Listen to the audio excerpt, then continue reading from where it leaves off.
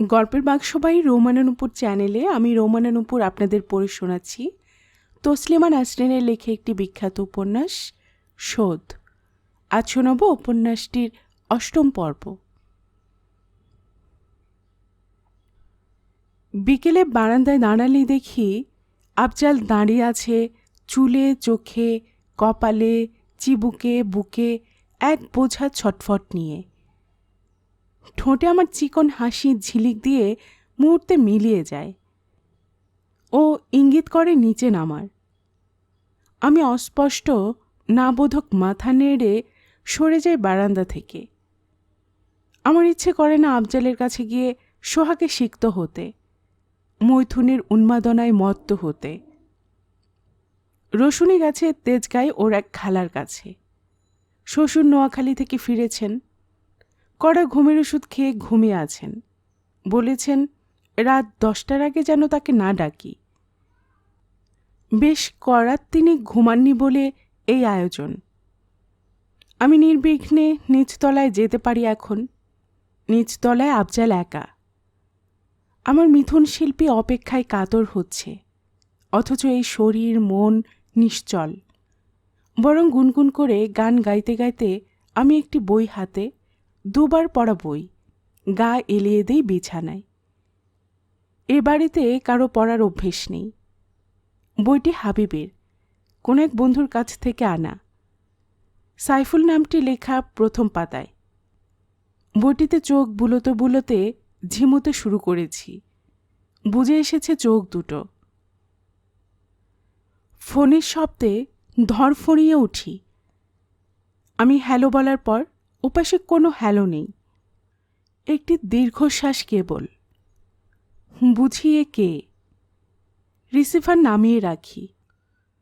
ধুকপুক শব্দ শুনি বুকের। আফজাল এসব করে আমার সর্বনাশ করবে না তো? অপ্রস্তুত আমি হঠাৎ উদ্বেগে ফোন করি হারুনকে। হারুন অবাক ফোন পেয়ে। কি হয়েছে? না, কিছু হয়নি, এমনি। কখন ফিরছ? কেন, কোনো দরকার? না, কোনো দরকার নেই। তোমার কথা ভাবছিলাম, এত কম পাই তোমাকে কাছে। হারুন চুপ হয়ে থাকে কিছুক্ষণ। কি জানি কি ভাবে। জল খাওয়ার শব্দ শুনি, ঢক ঢক। বাড়িতে সব ঠিকঠাক আছে তো? ঠিক আছে সব। আব্বা ঘুমোচ্ছেন। রাত 10টায় উঠে কালো জিরা চালের ভাত আর শিং মাছের ঝোল খাবেন বলেছেন, রেঁধে রেখেছি। দোলন কি সুমায়াকে নিয়ে হাসপাতালে গেছে? হ্যাঁ, বলেছিলাম তো রেখে যেতে তোমার কাছে। আমিও বলেছিলাম। দোলন বলল ওর হাসান মামাকে দেখতেও গো ধরেছে। হাসপাতালে যন্ত্রপাতি নাকি সুমাইয়ের দেখতে ভালো লাগে। বড় হলে ও দেখো ডাক্তার হবে। তুমি কি হাসপাতাল হয়ে ফিরবে? হ্যাঁ, তোমার কিছু লাগলে আগে থেকে বলো। স্যানিটারি ন্যাপকিন আশা করছে আর লাগবে না, কি বলো? হারুন হি হি করে হাসে। আমিও হেসে বলি, আমিও আশা করছি লাগবে না। শেষ করার আগে সে বলে, এই তুমি তো বেশ কোরআন পড়ছো আজকাল। হ্যাঁ, পড়ছি। হাসানের সুস্থ হয়ে ওঠার জন্য দোয়া করছি। নিজেরটির জন্য কিছু করো? মানে? নিজের সন্তান হওয়ার জন্য আল্লাহর কাছে বলো। বলার অপেক্ষা রাখে? প্রতি রাতে যে হারে দিচ্ছ তুমি। প্রতি রাতে কি আর দিতে পারছি? এই শোনো, আজ রাতে কিন্তু 4বার। 4বার? তুমি রাজি হলে 5বার। আমাদের মধুর বাক্যালাপ শেষ হয় রিসিভারের গায়ে চকাশ করে চুমু খেয়ে। ফোন রেখে মনে মনে বলি, দিও আমাকে তোমার যত নির্যাস আছে আজ রাতে। তোমার লক্ষ লক্ষ শুক্রাণু আমার জরায়ু জুড়ে গোল্লা ছুট খেলবে, উন্মাদের মতো খুঁজবে এদিক ওদিক, কিন্তু দেখা পাবে না কোনো ডিম্বাণুর। দেখা যে পাবে না সে তুমি জানবে না হারুন, কোনো দিনও জানবে না। হাসানের চিকিৎসার জন্য মোট কত খরচ হয়েছে হারুনের জানি না। শ্বশুর শাশুড়ি দুজনের হাতেই কদিন পরপরই টাকা দেয় সে সংসার খরচের। বাড়িতে কত টাকা খরচা হয়, কোথায় কত টাকা ঢালছে হারুন, ব্যবসায় লাভ ক্ষতি এসব নিয়ে হারুন কখনো আমার সঙ্গে কথা বলে না। সেবতীকে বলা আছে প্রতি মাসে ভাড়ার টাকা শাশুড়ির হাতে দিয়ে যেতে। হারুন যে টাকা পয়সার ব্যাপারটি আমার কাছে আড়াল করে রাখে, এর কারণ সম্ভবত সে আমাকে যোগ্য মনে করে না। বিয়ের আগে অবশ্য মনে করত।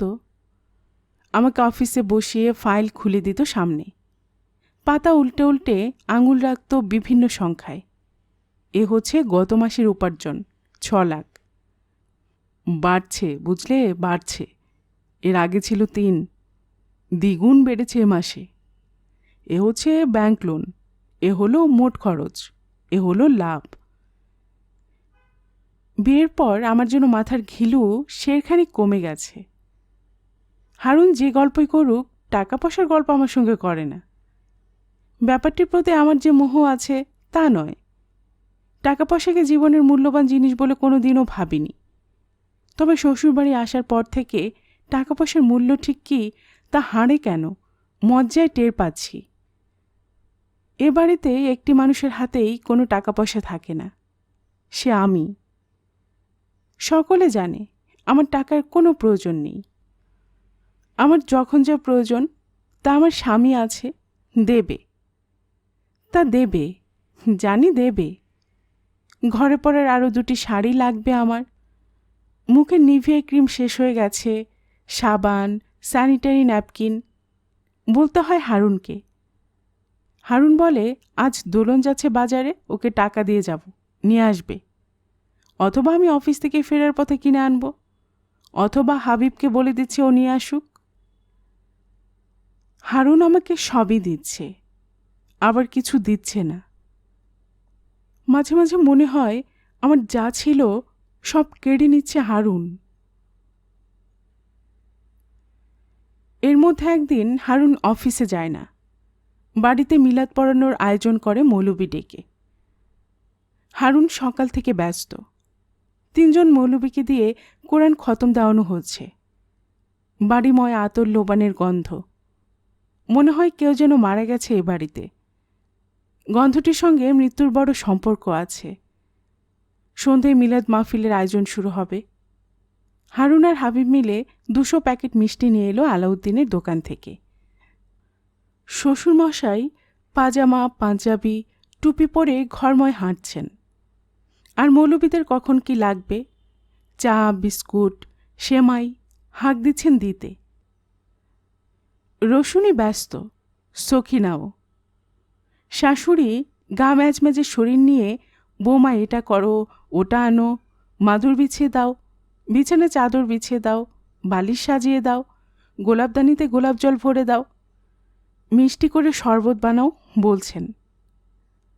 আমিও ছুটোছুটিতে খেমে নিয়ে গেছি। 2 হাতে নয়, 10 হাতে কাজ করছি। আত্মীয় স্বজন পাড়া পড়শি অনেকেই আসবে। 2 রকম লেবু শরবত বানাতে হলো, এক চিনি দিয়ে আরেক চিনি ছাড়া।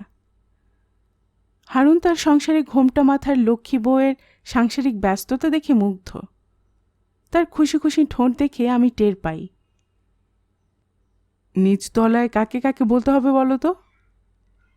লেবু চিপছিলাম ঠান্ডা জলে, শুনে লেবু হাত থেকে পড়ে যায় জলে। উফ, কি কাণ্ড! আমি চামচে লেবু টুকরোটিকে উঠোতে যাই। ও কিছু না, ছেঁকেই তো নেবে। তা ঠিক। চামচ রেখে কপালের ঘাম মুছে বলি, কি জানি কাকে বলতে চাও, সেবতী তো নেই। ও বলেছে হাসপাতাল থেকে ও রাত 9টায় ফিরবে, তখন এখানে আসবে। ওর জন্য 1 প্যাকেট মিষ্টি রেখে দিতে হবে। হারুন বলে, ওর স্বামীও তো মনে হয় এখন বাড়ি নেই। তা দেখো গিয়ে নিচে। সেবতীকে ওর স্বামীকে বলেছে মিলাদে আসতে? তা তো জানি না। শরবত ছাকার ছাকনি খুঁজতে খুঁজতে বলি, আচ্ছা, ওর এক দেবর থাকে শুনেছিলাম, ওকেও তো বলা দরকার। ওর দেবর? হ্যাঁ, ওর আপন দেবর। আপন না হলে কথা ছিল। ও হ্যাঁ, তাই তো। সেবু তো একবার বলেছিল যে ওর এক দেবর নাকি বেড়াতে এসেছে। কিন্তু ও তো বলেছিল দেব নাকি বিদেশে চলে গেছে। আমি সর্বতে মন দিয়ে দেবরের প্রসঙ্গ তুচ্ছ করি। কারো দেবর নিয়ে যে আমি মোটেও ভাবি না, কারো কোনো দেবরে যে আমার কিছু যায় আসে না, সে কথা হারুনকে আমি আমার নিরাশক্তিতে বোঝাতে চেষ্টা করি। লক্ষ্য করি হারুন হাবিবকে পাঠাচ্ছে নিচতলায়। এও লক্ষ্য করি হাবিব নিচতলা থেকে এসে হারুনকে জানিয়ে দেয় দরজায় তালা লাগানো, বাড়িতে কেউ নেই। স্বস্তির নিঃশ্বাস ফেলি। বিকেলে বাড়ি ভরে যায় লোকে। আল্লাহুম্মা সাল্লিওয়ালার গমগম শব্দে বাড়িতে কাঁপন শুরু হয়, এবং আমার শরীরেও, স্রাবের। হারুন দেখে দীর্ঘশ্বাস ফেলে। মিলাদে বৈঠক ঘরে আর বারান্দায় পুরুষ লোকেরা সব দাঁড়িয়ে গেছে। মেয়েদের দাঁড়ানোর নিয়ম নেই মিলাদে। মেয়েরা শাশুড়ির ঘরে গিজগিজ করে দাঁড়িয়েছে, সবার মাথায় আঁচল, ওড়না। বিড়বিড় করছে আল্লাহুম্মা সাল্লিওয়ালা। কেবল আমি এখন সব কিছুর বাইরে। আমার কোরআন পড়া চলবে না, আমার মিলাদ পড়া চলবে না, কারণ নাপাক শরীরে পাক জিনিস ছুঁতে হয় না, পাক কর্ম করতে হয় না। বাড়ির ভিড় কমতে কমতে আত্মীয় স্বজন যেতে যেতে রাত 10টা বাজে। শুতে এসে হারুন আমার ঋতু মানে না। কোথায় সে শুনেছে ঋতুর সময়ও বাচ্চা পেটে আসতে পারে? সুতরাং এই চেষ্টাও সে করে যেতে চায়, যাবে। আমি বাধা দিই না। যত হোক স্বামী, আমার শরীরের উপর তার যত অধিকার তত তো আমারও নেই। হাসান বাড়ি ফেরে। পায়ে তার তখনও প্লাস্টার লাগানো। রানু এখন আর শেরের কাছে বসে বিনিয়ে বিনিয়ে কাঁদে না। দোলন আর সুমায়াকে নিয়ে হাবিব গেছে চট্টগ্রাম, আনিসের কাছে। সেবতী প্রায় প্রতিদিনই হাসানকে দেখতে আসে, নতুন ওষুধ লিখে দেয়। কিছু ক্ষত যেগুলো শুকোচ্ছে না ব্যান্ডেজ করে দিয়ে যায়। শাশুড়ির গা ম্যাজ ম্যাজ আজকাল আগের চেয়ে বেড়েছে। সেবতীর খোঁজ পড়ে শাশুড়ির বেলাতেও। সেবতী গা ম্যাজ ম্যাজ বন্ধ হওয়ার ওষুধ দিয়ে যাচ্ছে। কেবল ওষুধের নাম লিখে দেওয়া নয়, নিজেও ওষুধ কোম্পানি থেকে মাগনে যেসব ওষুধ পায় সেগুলো অকাতরে উদার হস্তে দিয়ে যায়। সেবতী উপরতলা এলেই শাশুড়ি ব্যস্ত হয়ে পড়েন কি খেতে দেবেন সেবতীকে। সেবতী এটা খাও ওটা খাও। আদর দেখাবার এই একটি পথ বাঙালি বেশ ভালো জানে, খেতে দেওয়া। সেবতীর সঙ্গে আমার ঘনিষ্ঠতা শাশুড়ি মুগ্ধ চোখে দেখেন। সামনেই বলেন, আহারে মেয়েটা কি ভালো, কি উদার, বড় লক্ষ্মী মেয়ে তুমি সেবতী। কি জানি, এমন মেয়ে পুত্রবধূ হিসেবে পেলে বেশ হতো। মনে মনে ভাবেন কি না? আমার জায়গায় সেবতীকে কল্পনা করে আমি শিহরিত হই। বংশের রক্ষণশীলতা কোথায় গিয়ে দাঁড়ায় দেখতে ইচ্ছে করে। কানে নল লাগিয়ে রোগীর ফুসফুস বা হৃৎপিণ্ড পরীক্ষা করা মেয়েদের দেখতে ভালো দেখায়, কিন্তু পুত্রবধূতে পরিণত হলে নাড়ি টেপা, ছুরি কাঁচি হাতে অপারেশন করা মেয়ে যখন রান্নাঘরের আঙিনা মারাবে না, ড্যাং ড্যাং করে সকালে উঠে হাসপাতালে দৌড়বে, হাসপাতাল থেকে বাড়ি ফিরে নাকে মুখে তৈরি খাবার খেয়ে দৌড়াবে প্রাইভেট ক্লিনিকে রোগী দেখতে, ফিরবে রাত করে, কোনো রাত ফিরবে না, তখন কিন্তু তাকে কারো ভালো লাগবে না। আমি এ মাসেও আবার 10ম থেকে ষোড়শের অপেক্ষায়। দিন এলে সেবতীর বাড়ি থেকে হাসানের জন্য নতুন ব্যান্ডেজ নিয়ে আসা, সেবতীকে এ কারণে ও কারণে খবর পাঠানো, চা খেতে ডাকছে সেবতী। এসব নানা ছুতোয় আমি কিছুক্ষণের জন্য হাওয়া হই বাড়ি যখন কিছুটা নিঝুম থাকে। রূপসী শরীর হাতের মুঠোয় পেয়ে আফজাল উন্মাদের মতো চুমু খায়। ঝুমু, আমার ঝুমুমণি, এতদিন কোথায় ছিলে? কেন আসনি? কেন ভালোবাসনি? কেন ভুলেছিলে? ভুলেছিলাম না, এক মুহূর্তের জন্য তোমাকে ভুলিনি। আমার জীবনে তোমার প্রয়োজন সবচেয়ে বেশি, তোমাকে ভুলব কি করে? শুনে এত খুশি হয় আফজাল, গুনে গুনে 6টি ছবি দেখায়, যা একদিনে এঁকেছে। কার ছবি গো? চেনা যাচ্ছে না? না। ঠোঁটে আমার দুষ্ট হাসি। আফজাল ছোট একটি আয়না তুলে ধরে আমার সামনে। বলো যে নিজেকে চিনতে পারছো না। হেসে আফজালের কালো অরণ্যে মুখ লুকোই। মিলনে মিথুনে দুটো শরীর অনেকদিন পর যুগল উৎসব করে। আফজাল আবেগে এত কাঁপছিল যে বীর্য পতন হয় দ্রুত। হোক, দ্রুত হোক, দ্রুত আমি নিজেকে গুছিয়ে উপরতলায় রওনা হই। কি, এক্ষুনি যাচ্ছ কোথায়? যেতে হবে গো। না, যেও না এক্ষুনি। আফজালের নাক টিপে বলি, তুমি আমার স্বামীকে চেনো না। জানলে তোমাকে খুন করবে আগে, তারপর আমাকে। ভুলেও কোনোদিন ও বাড়ির দিকে চোখ তুলে চেও না। কোনো চিঠি না, কোনো ফোন না। আমার পাগল পাগল লাগে। আমারও পাগল পাগল লাগে আফজাল। তুমি বুঝবে না এসবের কিছু। আফজাল হাত ধরে টানে। চলো পালিয়ে যাই। পালাবো কোথায়? দূরে, অনেক দূরে। অস্ট্রেলিয়া চলে যাব। আমার বোন থাকে ওখানে। কিন্তু আমি যে ওপরতলায় বাঁধা। সব ফেলে চলো চলে যাই। আমি হেসে বলি, চলে গেলে হারুনের কি হবে? ওর কথা ভাবছো কেন? ওর কথা ভাবার আমি ছাড়া কে আছে? ঝুমুর, তোমাকে আমি বুঝতে পারি না। তুমি কি আমাকে ভালোবাসো না? কি মনে হয় তোমার? একবার মনে হয় বাসো, আবার মনে হয় বাসো না। আচ্ছা, তুমি কই হারুনকে ভালোবাসো নাকি? সত্যি করে বলো তো। আমরা ভালোবেসে বিয়ে করেছি। ওই লোক নিশ্চয়ই তোমাকে কোনো শারীরিক সুখ দিতে পারে না। মাঝখানে পারেনি, এখন পারে। তাই বুঝি তুমি অনেকদিন আসোনি?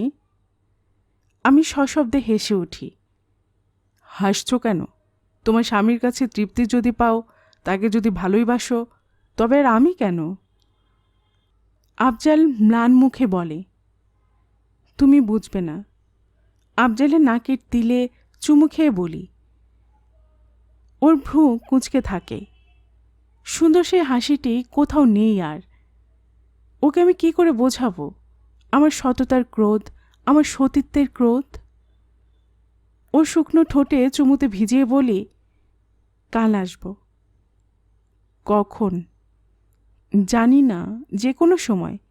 সারাদিন বাইরে বেরিও না। দৃশ্য থেকে দ্রুত অদৃশ্য হই। হারুনকে সেরাতে বলি, পেটে আমার অসহ্য যন্ত্রণা। পেটে যে মাঝে মধ্যে কি হয় তোমার, ডাক্তারের কাছে যেতে হবে শিগগির। এ নিয়ে প্রায় ভুগছ। পরের দিন আমার পেট ব্যথা থেকে যায়। তারপর দিন পেট ব্যথা নেই, কিন্তু মাথা ছিঁড়ে যাচ্ছে যন্ত্রণায়। প্যারাসিটামল একটার জায়গায় হারুনের সামনেই 5টা খাই। তোমার বোধহয় মাইগ্রেন হয়েছে। দুর্বল স্বরে বলি, আমারও তাই মনে হয়। তারপর দিন মাইগ্রেন ব্যথাটা কমে, তবে কি বাসি খাবার খেয়ে ভীষণ আমাশয়ে ভুগছি। পরদিন লাগে জ্বর জ্বর। হারুন ঋতুর খবর রেখেছে। ঋতুর পরে দিনগুলো হারুন গোনেনি। কখন ডিম্বাশয় থেকে ছুটে গোল্লা ছুট খেলা খেলছে জানে না। টাকা পয়সার হিসেব রাখতে হারুন বেশ ভালো জানে। জানে না গোল্লা ছুটের হিসেব রাখতে।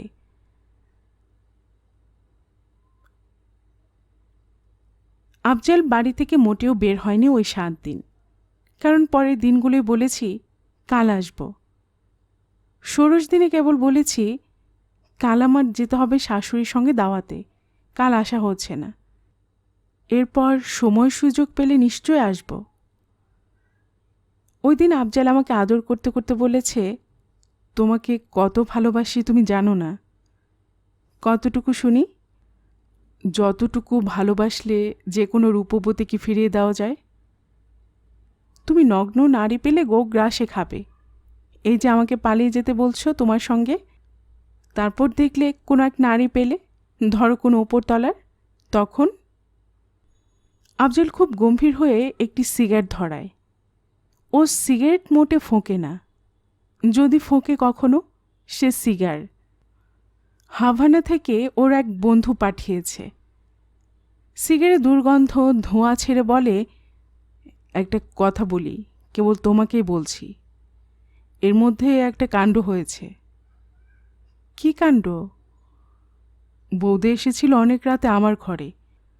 পাতলা একটি জামা গায়ে ছিল, সেটি খুলে পুরো নগ্ন হয়ে আমার পাশে শুয়ে পড়ল। বলো কি? আমি উঠে বসি। শোনোই না।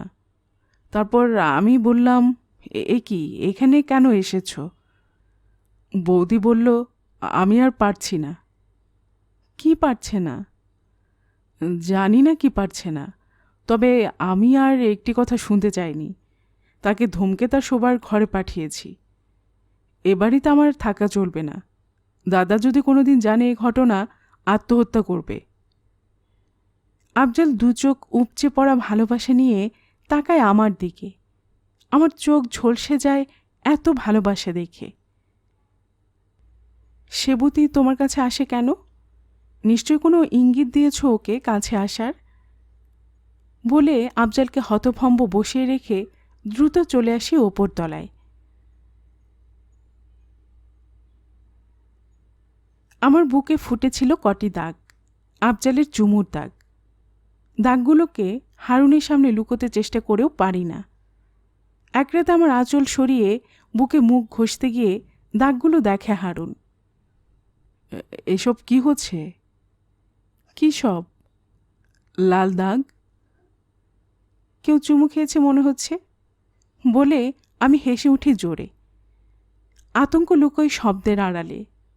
আমার হাসিতে হারুনও হাসে। বাস্তবে তো ঘটার জো নেই। মনে হয় আমার কোনো পূর্ব প্রেমিক এসে খেয়ে গেছে স্বপ্নে। আমি বলি। হারুন সে চুমুর দাগের উপর আলতো চুমু খেতে খেতে বলে, চিংড়ি আর ইলিশ মাছ খেও না, ওসবে অ্যালার্জি হয়। সেবতীর বাড়ি মুখও আমি আর হই না। আমার মাইগ্রেন, পেট ব্যথা, পিঠ ব্যথা, আমাশয় ইত্যাদি অসুখ আর কিছু থাকে না বলে হারুন প্রতি রাতে বীর্যপতন ঘটায় আমার জরায়ুতে, আর স্বপ্ন দেখতে থাকে একটি ফুটফুটে বাচ্চার। সুভাষের নয়, আর্জুন নয়, হারুনের নিজের বাচ্চার।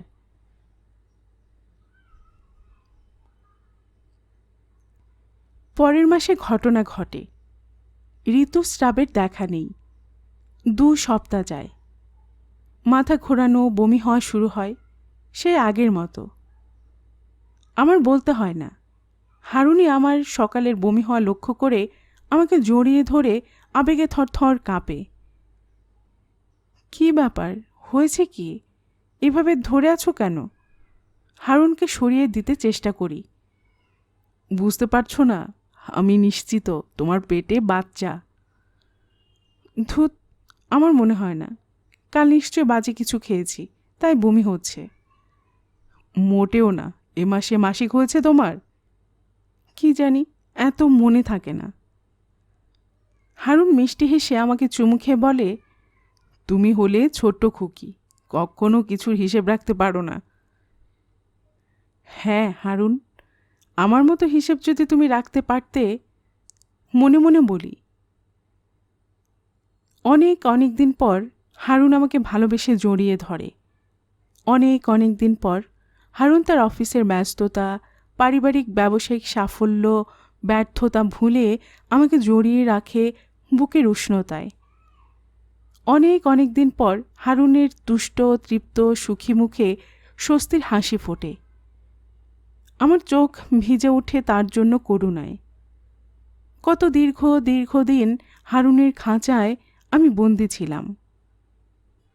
আমার বাবা, মা, বোন, বন্ধু যা কিছু আছে আমার নিজের, সব থেকে আমাকে নিষ্ঠুরভাবে দূরে রেখেছিল হারুন। হারুন অনুমান করতে পারত এসব মেনে নেওয়ার মেয়ে আমি নই। হারুন আমার ব্যক্তিত্বের কোনো খবরই রাখেনি বিয়ের আগে, তা তো নয়। চার দেওয়ালের মধ্যে পুরে রাখলেই সে কি করে ভাবল আমি আমার নিজস্বতা বিসর্জন দিয়ে মাথা পেতে বরণ করে নেব সে যা আদেশ করে তা? হারুন অনুমান করতে পারত গর্ভপাত করানোর জন্য যেভাবে কেঁদেছিলাম, যদি সত্যিকার ওই গর্ভ হারুনের হয়ে থাকে তাহলে আমি তাকে কোনোভাবেই ক্ষমা করব না। কি করেও ভেবেছে তার সকল নিষ্ঠুরতা আমি নীরবে মেনেছি? কি করে সে ভাবতে পেরেছে আমাকে অপদস্থ করার, অপমান করার শোধ আমি কোনোদিনও নেব না? আমার করুণা হয় হারুনের জন্য। সে অনুমান করতে পারত এই যে শ্বশুর বাড়ি সবার জন্য রান্না করেছি, সবার যত্ন আত্তি করেছি, এই যে যা অভ্যেস নেই করেছি, ঘোমটা মাথায় মাথায় গোবরওয়ালা গবেট মেয়ে মানুষের মতো দিন যাপন, এই যে সাহিত্য, সংস্কৃতি, দর্শন, বিজ্ঞান, আদর্শ বা বিশ্বাস, যা কিছু আমার গত জীবনের অর্জন, সব বিসর্জন দিয়ে এই যে জীবন হারুন আমাকে উপহার দিয়েছে, সে জীবনের স্বপ্ন আমি কখনো দেখিনি। পরস্পরের প্রতি বিশ্বাসে, ভালোবাসায় আমি একটি সুখী দাম্পত্য জীবন চেয়েছিলাম। ব্যক্তি স্বাধীনতা যেখানে ক্ষয় হয় না, নীচতা, হীনতা যেখানে বাসা বাঁধে না, যেখানে কেবল গড়ে ওঠা আছে, ভেঙে পড়া নেই, যেখানে সততা ও সাহস নিয়ে দুটি জীবনের এগিয়ে চলা আছে, পিছিয়ে যাওয়া নেই, যেখানে কেউ কারো গতিরোধ করে না, যেখানে বৈষম্যের এক ফোঁটা স্থান নেই, যেখানে কোন্দল নেই, কলহ নেই, আছে সহমর্মিতা, সহানুভূতি। হারুন গায়ের জোরে আর বিয়ের জোরে আমার সব স্বপ্ন ছত্রখান করেছে। কি করে হারুন ভাবে আমি এর শোধ নেব না? কি করে সে ভাবে আমাকে চরম লাঞ্ছনা করে ধূলিসাৎ করে দেবে সে?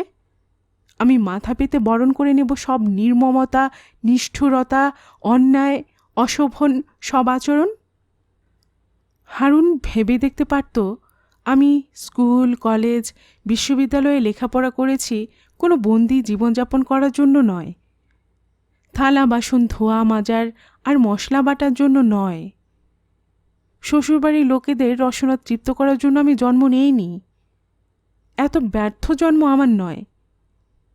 দীর্ঘ 1 বছরের দুঃসহ জীবন কাটাবার পর আমি এই প্রথম আমার গর্ভের ধন নিয়ে হারুনের উচ্ছ্বাস আমাকে সাফল্যের স্বাদ দিল। কোনো ক্ষোভ, কোনো কষ্টের আগুন আমাকে আর পোড়ালো না।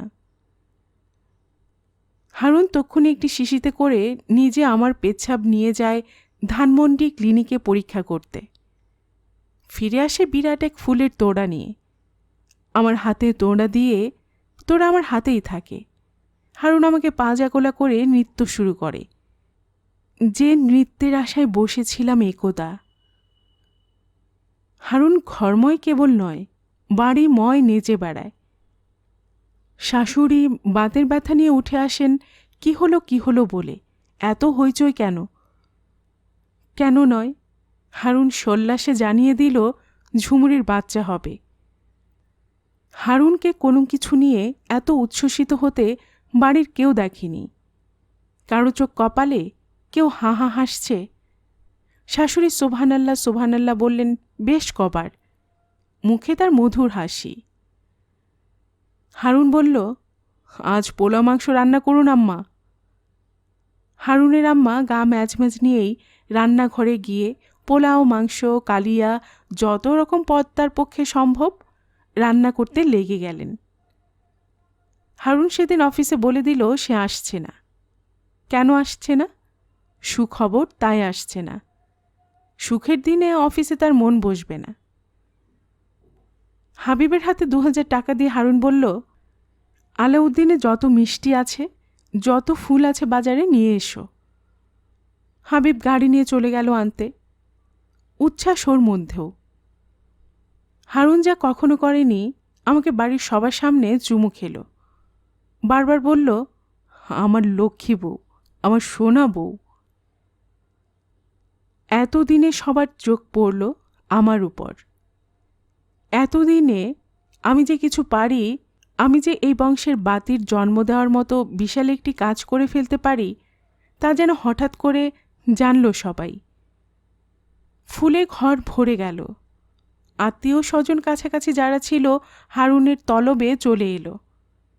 মিষ্টি খাওয়ার ধুম চলল।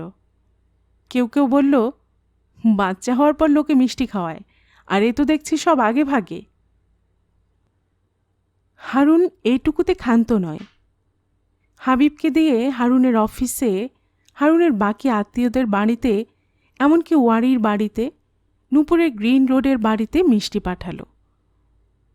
সারাদিন হারুনের ব্যস্ততা আমাকে নিয়ে।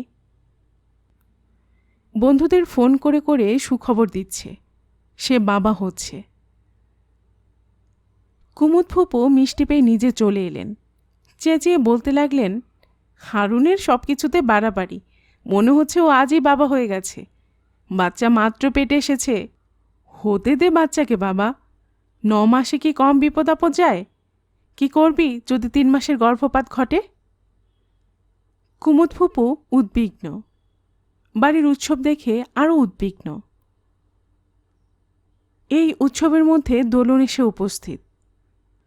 আনিস আসেনি, ওর ভীষণ ব্যস্ততা, তাই আসতে পারেনি।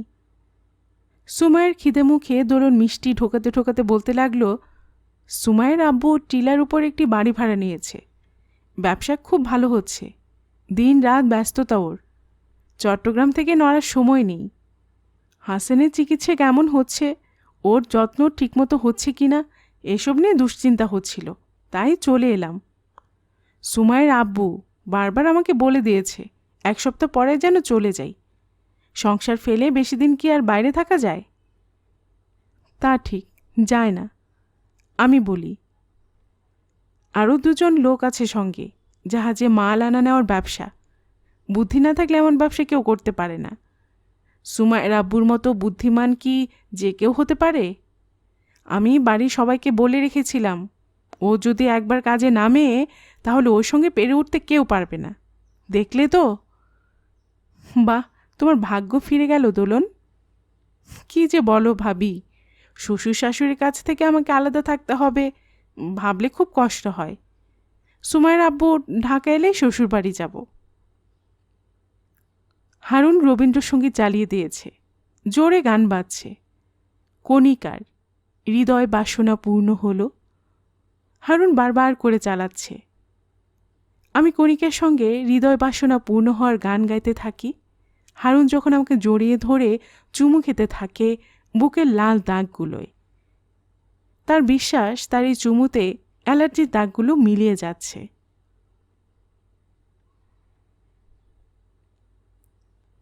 বিকেলে হারুন বলল, তোমার বন্ধু সেবতীকে নেমন্তন্ন করো রাতের খাবার খেতে, আমাদের সঙ্গে একসঙ্গে খাবে। শুধু সেবতী কেন, ওর স্বামীকেও বলো। হারুন সেবতী আর সেবতীর স্বামীকে নিজে গিয়ে বাড়িতে নেমন্তন্ন করে এলো। সেবতীর যে এখন প্রয়োজন আরও বেশি করে, সে হারুন বোঝে। হারুনের সঙ্গে একসঙ্গে বসে আমার খাওয়ার সুযোগ হয় না।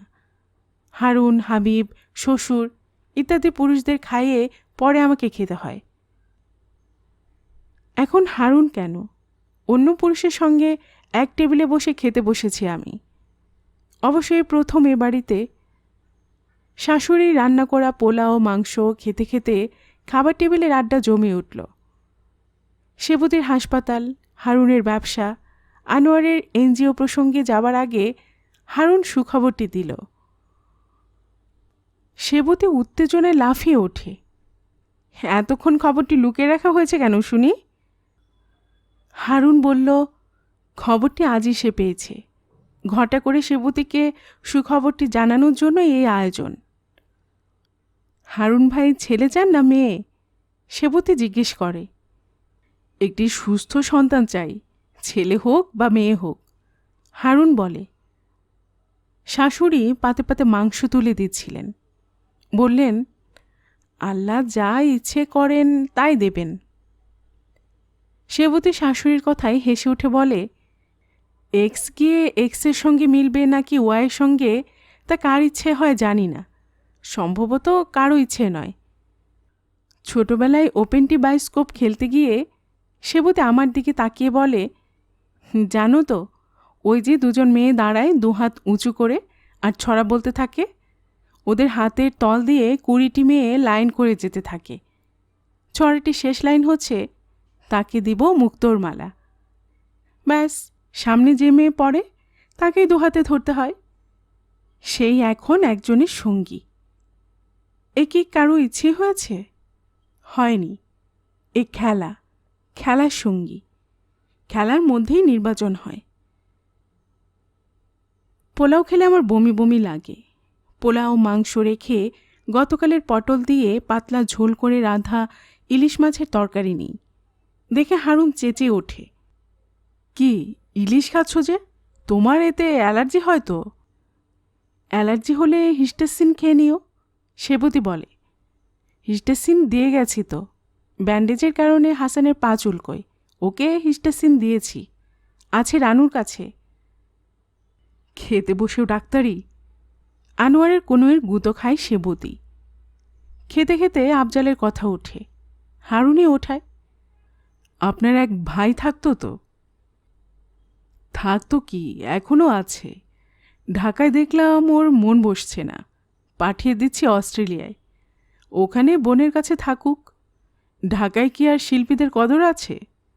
ছবি বেশ ভালো আঁকে, বিদেশে হয়তো ওর নাম হবে। সেবতীর সঙ্গে চোখাচোখি হয় চকিতে। চোখ নামিয়ে নেয় ও। জল খায় 2 গেলাস। অপ্রস্তুত সেবতী। ঠোঁটে আমার মুচকি হাসি। কোথায় আমি অপ্রস্তুত হব হয় সেবতী, কোথায় আমার পিলে চমকাবে চমকায় সেবতীর। সেবতীর অনুমান করার ক্ষমতা নেই আফজালের সঙ্গে কোনোরকম সম্পর্ক আমার হয়েছে। হঠাৎ একটুখানি দুলে উঠি। অস্ট্রেলিয়া চলে যাবার আগে আফজাল আবার ফাঁস করে দেবে না তো ঘটনা? আমার বাচ্চা পেটে আসার খবরও নিশ্চয় পাবে। পেলে একবারও কি ভাববে যে এ ওর বাচ্চা? সম্ভবত না, কারণ ওর সঙ্গে যে মাসের কটা দিন আমি মিলেছি, হারুনের সঙ্গে তার চেয়ে বেশি মিলেছি আমি। সুতরাং ভেবে নেবে এ বাচ্চায় তার কোনো অংশ নেই। খেতে খেতে আমি একটি উড়ো চিঠির কথা ভাবি। এমন কি হতে পারে? আফজাল হারুনকে উদ্দেশ্য করে লিখল, আপনার বউয়ের সঙ্গে আমার এই হয়েছে সেই হয়েছে। না, আমি ভাবনাটি দূর করি। ভাবনাটি একটি পটলের সঙ্গে গিলে ফেলি। ভাবনাটি আবার ইলিশের একটি কাঁটার সঙ্গে গিয়ে তালুতে আটকায়। কাঁটাকে সাবধানে আঙুলে তুলে ফেলে দেই কাঁটা ফেলার পিরিচে। পিরিচ থেকে কাঁটা চলে যাবে আবর্জনা ঝুড়িতে। আফজাল আপাদমস্তক প্রেমিক। ও যখন আমার শরীর স্পর্শ করে, ওর হাতের আঙুলে ভালোবাসা থাকে। একটি মেয়ে বুঝতে পারে পুরুষের কোন স্পর্শে ভালোবাসা আছে, কোন স্পর্শে নেই। সে স্পর্শ একই রকম আলতো হোক। ভালোবাসা মানুষকে আরও বেশি মানুষ করে, শাপদ করে না। যে মানুষ সত্যিকার ভালোবাসে না, সেই লিখতে পারে উড়ো চিঠি, সেই জ্বালাতে পারে আগুন, সেই পারে বুনতে ধ্বংসের বীজ। আফজাল আমাকে ভালোবেসে স্পর্শ করেছে আমার সর্বাঙ্গ, চুমু খেয়েছে আমার প্রতি লোম কূপে। মৈথুন শেষে পাশ ফিরে শয়নি। আমাকে জড়িয়ে ধরে আবেগে তিরতির করে ভালোবেসে কেঁপেছে বলেই কি না জানি না, আমার মনে হতে থাকে ও আর যাই কিছুই করুক, যাকে ও ভালোবেসেছে, ভালোবেসে যার ছবিও এঁকেছে, তার ক্ষতিও করবে না। কোনোদিন অস্ট্রেলিয়ার মেলবোর্ন বা সিডনির কোনো বাগানে কোনো সোনালি চুলের নীল চোখের কোনো সুন্দরী দেখা পেলে ও হয়তো ভালোবাসবে। একদিন ওর ঘরে আমার ছবিগুলো দেখে সে রূপসী হয়তো জিজ্ঞেস করবে, ওকে? আফজাল বলবে, উপরতলার বউ। ওকে বলেছিলাম, ওইখানে যেও না কো, তুমি কথা বলো না কো উপরতলার যুবকের সাথে। তারপর নীলাঞ্জনা জিজ্ঞেস করবে, তারপর উপরতলার বউ চলে গেছে উপরতলায়, গিয়ে ওই যুবকের সঙ্গে কথা বলেছে, যুবক তাকে নগ্ন করেছে।